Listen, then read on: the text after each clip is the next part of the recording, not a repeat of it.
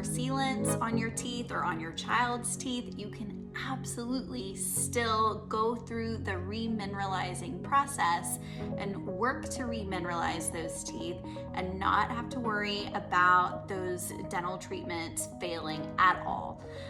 Everything looks a-okay, they stay just great, and a healthy tooth that's strong and that has been remineralized is going to hold on to a filling or a sealant better over time because it's going to be less likely to have decay or any kind of damage around the edges of that filling or sealant. So absolutely, it's a-okay. Do these permanent metal retainers cause demineralization of the teeth? The short answer is no, not by themselves, but they can cause more buildup and make that area where the retainer is more prone to getting plaque and tartar buildup, and the plaque and tartar buildup could potentially lead to that area becoming demineralized or being prone to cavities. So absolutely, if you have one of those permanent metal retainers, it takes a little bit more work to make sure that you clean around them really well. Space maintainers on baby teeth, areas when a baby tooth is extracted, it's really common to have done. I do them a lot when we extract a baby tooth and it's way ahead of when that tooth would come out naturally on its own. As far as alternatives to the metal, I really have not seen one. So if anybody online sees an option for a space maintainer that's not metal, send it my way and I'm happy to check it out. The only alternative that I know of is if there is a tooth missing on each side, then there are potentially options for more of a resin-based space maintainer. But even those, it really depends on the situation and not necessarily an option in every case. So if anybody else out there has something that they love, send it my way. Buildup on those lower front teeth is really common, and it could be from several different things. It could be inadequate oral hygiene. The toothbrush and the floss just isn't getting at the right angles and quite the right way.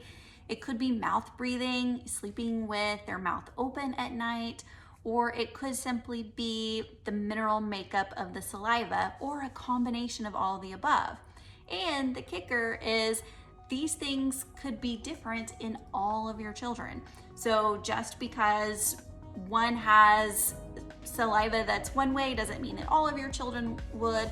And the key is really to get to the root cause of what's causing the buildup for that particular kid. Why do you ask me stuff like this? I'm kidding, but it might take me longer than a minute to answer it. So I wrote out a couple of things. My conventional colleagues and my governing bodies don't like that specific terminology, so I want to be careful with how I word things online.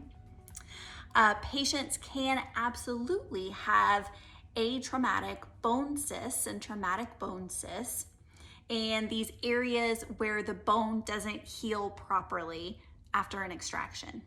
That is absolutely something that I think we all can agree on. When we find these areas of bone that didn't heal properly after an extraction, depending on the patient's desires and with proper informed consent, I am happy to treat those areas.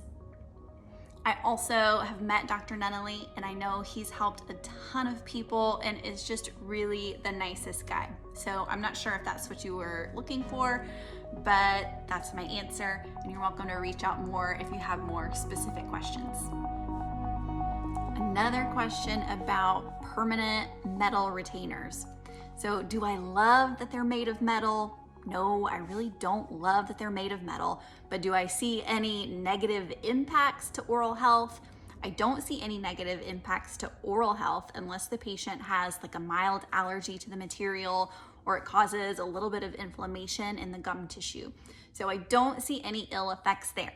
I have a lot of patients that will choose to electively have them removed because they feel uncomfortable having metal anywhere in their mouth, which I completely understand and am happy to do, as long as they know that it's possible that teeth may shift unless they do another type of retainer, and the only other type of retainer is plastic. So then you just have to choose between which material you want in your mouth. So this was really a super interesting post that this question was referring to in regards to the mechanism of a hydroxyapatite remineralizing toothpaste and how it actually works to remineralize teeth. And the point of this post was that, hey, it really looks like the mechanism is more the tooth taking calcium from the inside and using it to remineralize. Basically, I think the whole point of it is there is a list of studies that I will provide that shows the effectiveness of hydroxyapatite as an ingredient in toothpaste at remineralizing teeth and reducing the number of cavities. The results of those studies are really positive and encouraging. So to me, the mechanism doesn't matter so much. What we see is that the effects are great.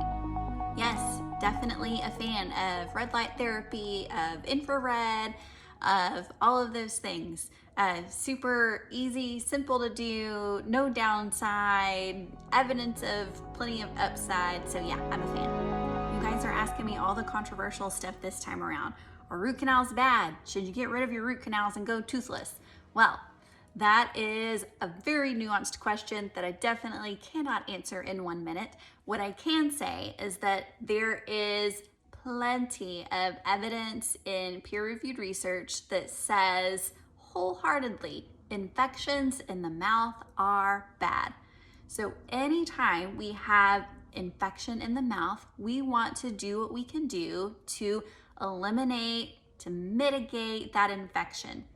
So if there is a root canal that is infected, absolutely, we want to make sure that we give our patients the options to remove that and go through all of the options for whatever they might want to do to replace the tooth. Is that the blanket statement that we use for every root canal? Nope, it depends on the patient and the situation. First of all, I'm so sorry that you're struggling with chronic headaches. I know those are miserable, and I hope the Botox is helping with those. What I can also say is that there are lots and lots of causes and triggers of headaches. So it's sometimes really hard to go through the long list of things that might be a trigger for you. Absolutely listen to my podcast with Dr. Tanya Painter. I think she's a really good resource for this. And yes, it is possible that a tongue tie could be contributing. So I would say find a dentist who is comfortable and well trained in addressing adult tongue ties and go from there.